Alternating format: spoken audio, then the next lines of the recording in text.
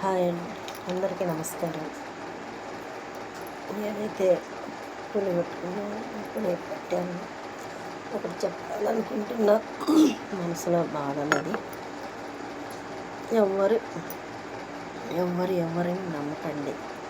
అంటే తోబుట్టువులు కానీ, రక్తబంధం కానీ, బయట బంధం కానీ, స్నేహబంధం కానీ అలా నమ్మి చాలా బాధపడ్డాను నేనైతే. ఎందుకంటే చెప్పలేని ఇదనమాట. అది డబ్బు విషయం కానీ, మనిషి కానీ, ఒక సహాయం తీసుకోవడం కానీ ఏం చేస్తారంటే అవసరం ఉన్నంత వరకు చాలా వరకు ఫోన్లు చేస్తూ ఉంటారు.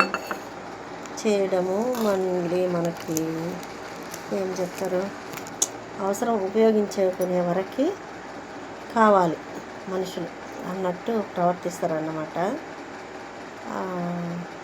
ఫోన్ చేయడము, మంచిగా మాట్లాడడము బాగుంటుంది.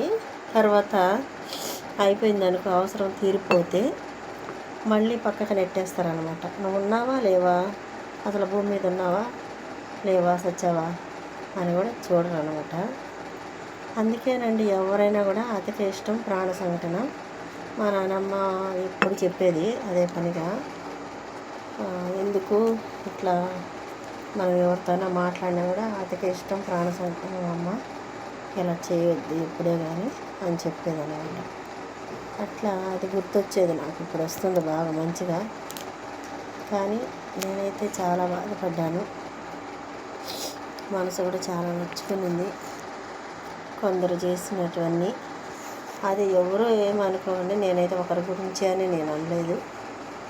నా వరకే నేను చెప్పుకుంటున్నాను. ఎందుకంటే నేను మోసపోయాను కాబట్టి. నన్నెవరు నాకు అట్లా చేస్తుంటారు, ద్రోహం చేస్తుంటారు, అది వాళ్ళకే అట్లా వస్తుంది, వాళ్ళకే అర్థమవుతుంది. నా మనసు అయితే చాలా నొచ్చుకునింది. అది పిల్లలు కానివ్వండి, పెద్దలు కానివ్వండి, ఎవరైనా కానీ, స్నేహితులు కానివ్వండి. స్నేహం అనేది కూడా అది వాళ్ళకి విలువ తెలిస్తేనే స్నేహం చేయాలి. విలువ తెలియకపోతే అసలు స్నేహం అనేది కూడా చేయకూడదు. స్నేహితులు కూడా చాలామంది అలానే ఉన్నారు చేశారు కూడా. నీతో మాట్లాడాలనిపిస్తుందమ్మా, అదమ్మా ఇదమ్మా అన్నవాళ్ళు కూడా మళ్ళీ మాట్లాడడం కూడా మానేసి చాలా వరకు నొప్పించారు కూడా. అట్లా చేసే వాళ్ళకి కాస్త దూరంగా ఉండండి. అంటే మనకు తెలియదు వాళ్ళు ఇలా చేస్తారని, కానీ మనమే కాస్త గ్రహించాలి ఇలా చేస్తారు అన్నది కాదు. మనకు వాళ్ళ మనస్తత్వం కొంచెం అర్థం చేసుకుంటే మనకే అర్థమవుతుంది, ఇట్లా ఉంది కదా అన్నట్టు. కానీ వాళ్ళు మాత్రం మనం కొంచెం జాగ్రత్తగా ఉండాలి, నాకు అర్థమైంది. ఈ పిల్లల్ని కూడా దగ్గర చేసుకోరాదు.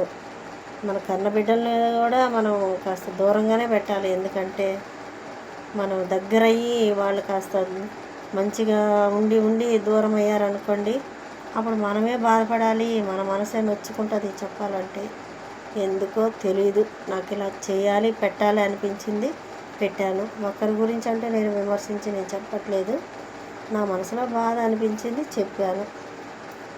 మీరు ఎవరు అపార్థం చేసుకోవద్దండి, ఇట్లా చెప్పానని. కానీ నాకైతే మనసుకైతే బాధ అనిపించింది. అది ఎవరైనా కానీ, రక్తబంధం కానివ్వండి, బయట స్నేహబంధం కానివ్వండి, ఇలా చేశారు. నాకు మనసుకు నొచ్చుకునేది కాబట్టి నేను పెడుతున్నాను. మీరు చూడండి, నచ్చితే కాస్త కొంచెం దూరం పెట్టండి. మనం ఒంటరిగా ఉండడం నేర్చుకోవాలండి వయసు పెరిగేటప్పటికి. నాకు తెలిసిన కాడికి ఎవరైనా కానీ, మన కడుపున పుట్టిన వాళ్ళు కూడా మనల్ని చూడరు.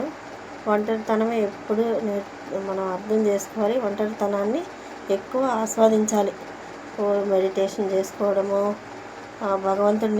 భగవద్గీత చదవడము, లేకుంటే రామాయణం చదవడము, ఇలాంటివి చేస్తే మనకి ఆఖరి దశలోనైనా కొంచెం మనకి పుణ్యకారం చేసిన పుణ్యమన్న వస్తుంది. కానీ మనతోటి ఇట్లా బంధాలు పెంచుకొని బాధపడుతూ మనసు చాలా నొప్పించుకుంటూ చనిపోవడం మనకే మంచిది కాదు. మీరైతే కొంచెం నేను చెప్పలేను, ఏం చెప్పాలో ఇంకా అర్థం కావట్లేదు. థ్యాంక్ యూ అండి. నచ్చితే లైక్ చేయండి, కామెంట్ చేయండి, సపోర్ట్ చేయండి ఫ్రెండ్స్.